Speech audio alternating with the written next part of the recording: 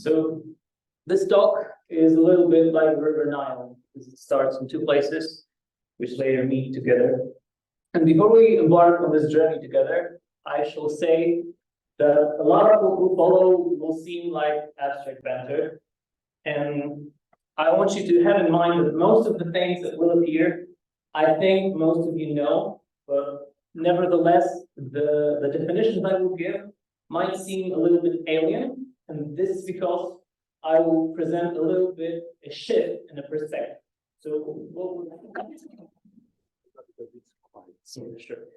what you'll see, you know, but you might recognize it. And I have a very good reason for this. I will attempt to show you something about connection matrices, and those were originally developed as a tool to study heteroclinic connections in differential equations, so classical dynamical systems. But what we try to do is to find a framework which is general enough that it will cover both the classical systems and the combinatorial systems as developed by Professor Rozak. So be warned. Before I start again, I need you to be familiar with a lattice. A lattice is a partial order or an ordered structure such that every finite collection of elements has both a greatest lower bound and the lowest upper bound. So every time you can find something above and something below.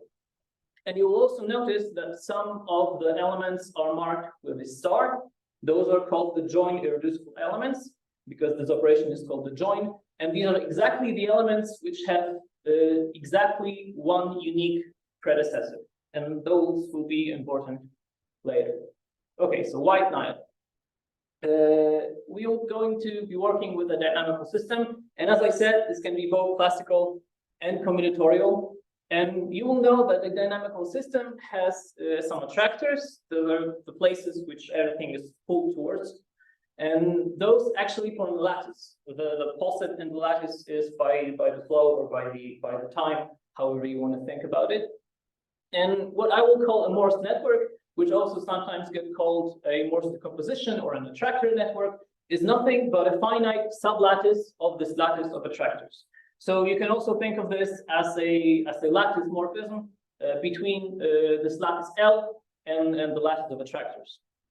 This lattice of attractors, the Morse network, allows us to define a unique collection of invariant isolated sets, which usually get called Morse sets, and they can be defined as seen on the slide from the attractors, which are seen. Okay, but however, those sets, Morse sets, are difficult to study by their own, so we usually use neighborhoods. An attracting neighborhood is a set which basically gets contracted onto itself by the map in the dynamical system. And it turns out that those also form a lattice. And the finite sublattice of this lattice, we will be calling a neighborhood network. The important thing is that if you have a neighborhood network, it defines you a Morse network by taking all the intersection of all the images of those neighborhoods. And of course, it's a theorem that what you get is actually an attractor. But the more important theorem is the one that goes the other way around. So every Morse network, you can find a lattice of neighborhoods which give you those attractors back. In other words, some of you may be more familiar with this terminology. The pair N alpha and L predecessor of alpha is an index pair for the Morse set. So this is also a terminology that is used. And the natural thing now is to think that this index pair somehow tells you some information about the isolated set which is inside. And the classical thing is to compute the homology of this pair. However, this is not always so useful because the homology can depend on the choice of the neighborhood network if your dynamical system is not well behaved enough. For example, it's not a flow.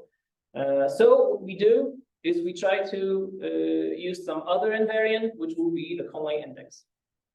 So now we have to step a little bit into the category theory land.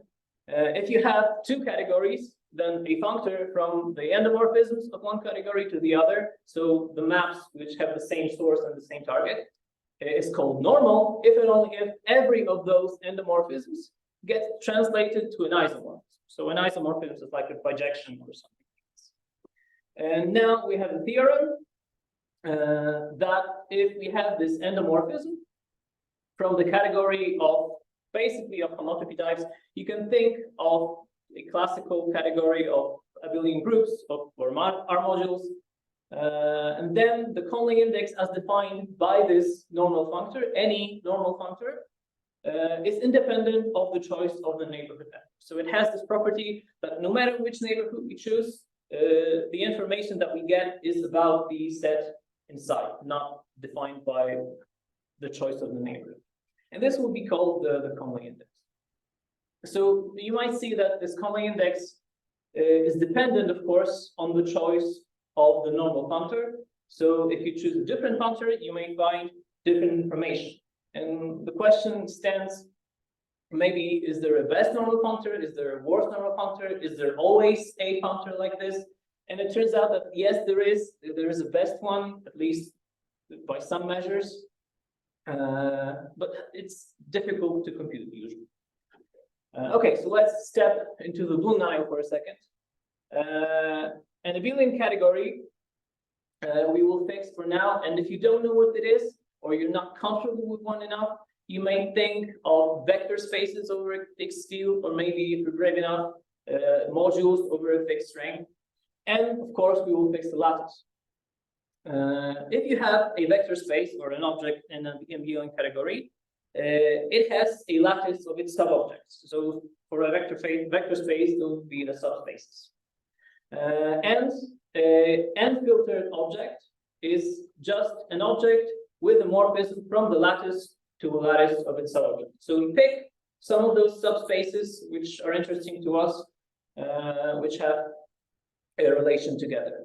And if you have two such objects, A and B, then the morphism between them, so like a linear map, is nothing but a classical linear map which satisfies this additional property. And if you translate this into the land of vector spaces, this more or less means, that the matrix of the map is upper triangular, mostly.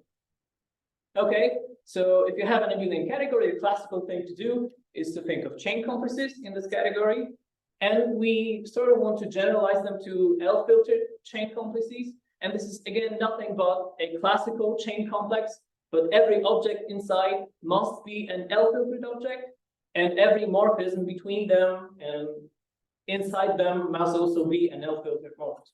So we require this lattice structure to permeate throughout this thing. And similarly, if you know how to define chain morphisms and chain homotopies, then defining them to be L-filtered morphisms gives you the L-filtered thing. Okay, and now the point of the presentation is the Conley complex. So the Conley complex is nothing but an L-filtered chain complex, which is strict. Strict, so you have this weird condition again. These are the joint irreducible elements of the lattice. And now what this means in the category of vector spaces is that the matrix again is strictly upper triangular. So every entry on the diagonal is 0. This will also turn out, this complex will be, the homology of this complex will be this complex again, because all the boundaries are sort of 0. And the boundary operator of this complex will be a connection matrix. Gets called a connection matrix. And we have a theorem by Robin and Salomon, which says that if the category is actually vector spaces, not some weird thing, then every L-filtered chain complex is similar enough to a Conley complex. So this homotopy sort of divides the space of chain complexes so that some of them are similar to the other ones. And this theorem says that we can always find a similar complex that is interesting to us. Okay, so now meat of both Niles. We need to somehow connect the algebra to the dynamical system. And to do this, we have this diagram basically. So a chain representation of a Morse network. So a dynamical system with some fixed lattice of attractors is an L-filter chain complex. Oh, I have the same thing back again.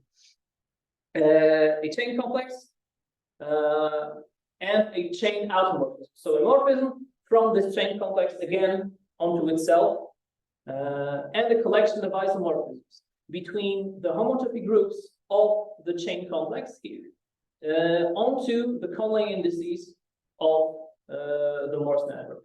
So you will see that these isomorphisms guarantee us that if we compute the homology of the chain complex, it will be exactly the Conley indices of our dynamical system. So this shows that this is actually a tool to compute something. And the theorems, which says that this tool is good, it basically says that any Morse network that admits a chain representation admits a chain representation that is a Conley index. So if you can find any, then you can find this one that's interesting and good and useful. And another theorem, which says that if you take as the normal functor in the Conley index the direct limit, so basically a sequence of natural numbers and the limit of the sequence, then any Morse network or smooth dynamical system will admit a chain representation, and therefore by the theorem above, it will admit also a representation which is a Conley complex. And a theorem which came from this generalization a little bit, from this point of view, is that you can not only use the direct limit, but any functor that is exact. Exact means that it preserves exact sequences, or sort of equivalently that it preserves limits and co-limits. This is a classical thing. Yeah, so if we have an index that is exact, then any Morse network will admit this chain representation. We think that we can strip the smooth dynamical system from here and also apply this theorem to combinatorial systems, but this is on our to-do list, at least on mine. And I was talking about the best normal functor, how to find it. Is there a best one? Why am I not satisfied with the direct limit? Because even for finite structures, which are interesting to us because we can compute them, the direct limit may require an infinite number of steps to compute. It may turn out that every step you take, something changes, and it's not easy to predict when it will terminate, if it will terminate, or if you have to actually compute an infinite number of steps, which is again computationally unfeasible. So what we want to have is a functor that can be computed in finite time, especially for finite structures. And one of those things is the Leray Functor that we had in the title. And to present what this is, we again need an abelian category, so vector spaces of our modules or something, and an endomorphism in this category, so a linear map from the vector space to itself.